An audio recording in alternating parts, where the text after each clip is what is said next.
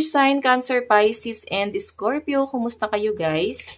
Okay, so water sign, maraming salamat po sa walang sawang pagsubaybay sa ating mga reading.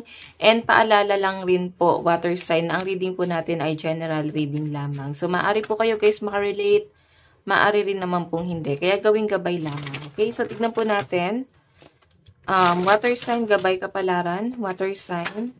Meron tayong journal. So, may mga pinaghahandaan kayo, guys. Siguro may mga nililista ka dito. Ano ba to? Mga utang ba to? Or pwedeng take down notes, no? Kasi makalimutan mo or pwedeng nagiging malilimutin na talaga ang mga water sign kaya para bang tinitake down notes mo yan, no? Kumbaga, sinusulat mo lahat. Even your password. Siguro nakakalimutan mo password mo sa ATM mo or pwedeng sa social media mo, nakakalimutan mo yan. Yung mga email mo, ayan, kung napapansin mo guys na nagiging limot-limot ka na, isulat mo yan para at least, diba, nakasulat siya. Okay, meron kang babalik-balikan. So, tignan pa natin guys. May mga nililista, mas nagiging wais ka ngayon. Kumbaga, minamanage mo ng maayos ang pera mo dito sa pinapakita sa akin. And marami kang plano. Tignan pa natin, meron po tayong alone time. May iba sa inyo guys, ayan, nagme-me time kayo, oh. Okay, meron kang pinag-iisipan, siguro masyado, no? Masyadong, grabe na yung level ng stress mo guys sa pinapakita sa akin. As in, nalulunod ka na sa sobrang stress.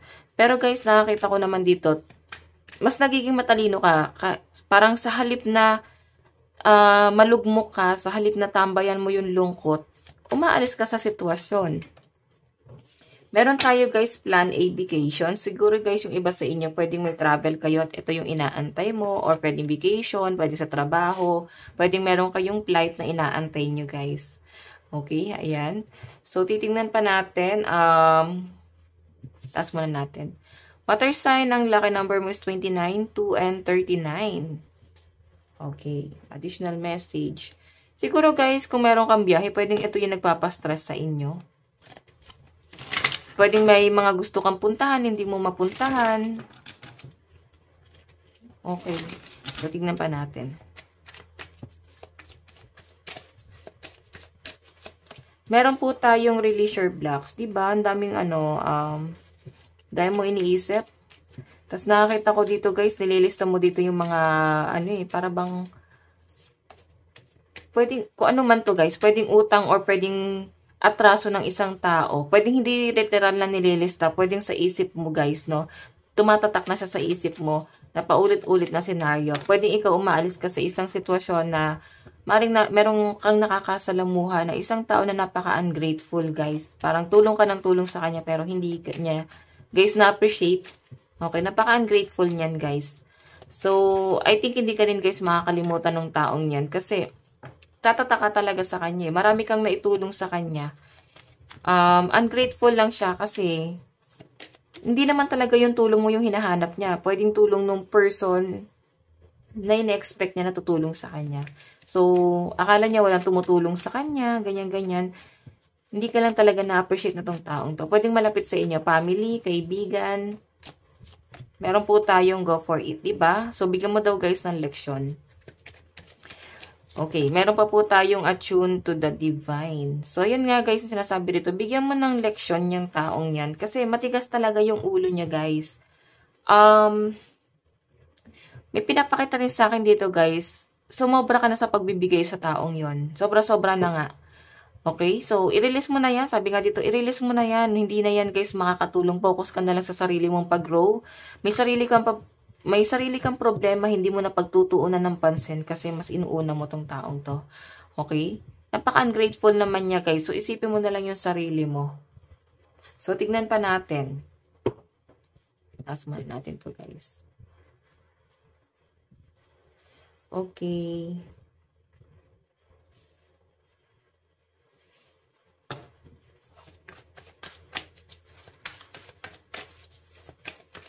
Overall energy. Additional message po kay water sign.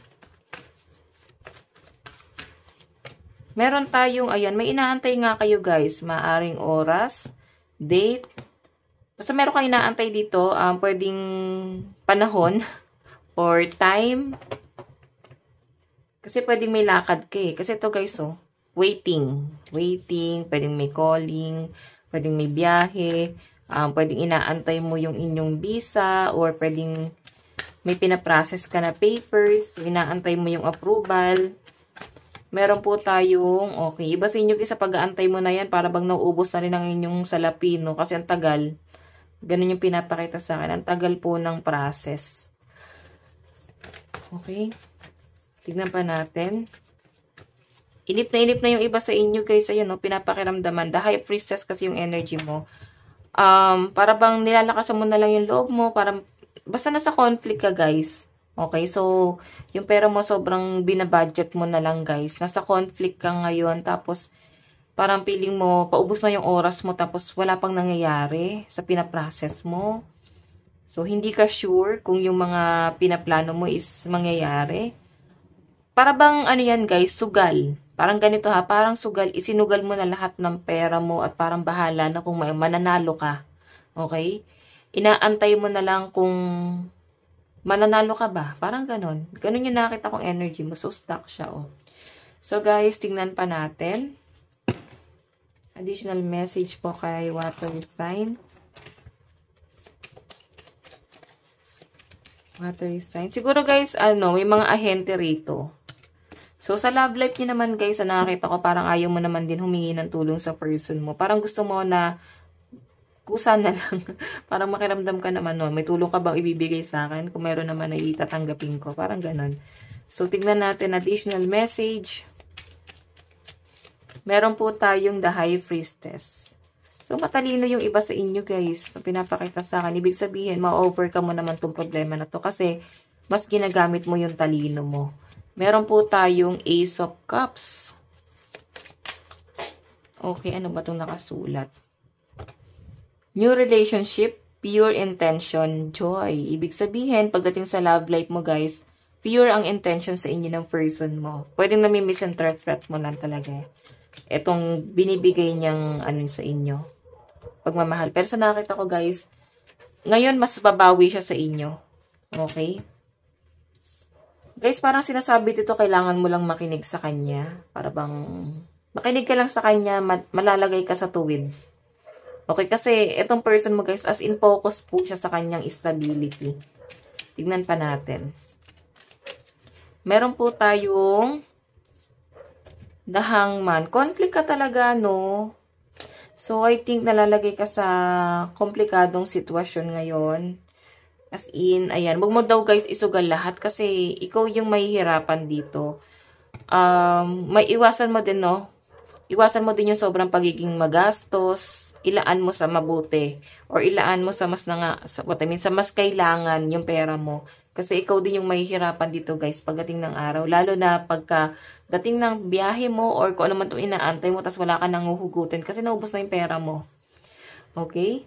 So, yun guys, nasabi ko na ba? Yes, nasabi ko na pala. Lucky number is 29, 2, and 39. Ito lang po ang inyong reading. Hanggang sa muli. God bless and love you. Thank you.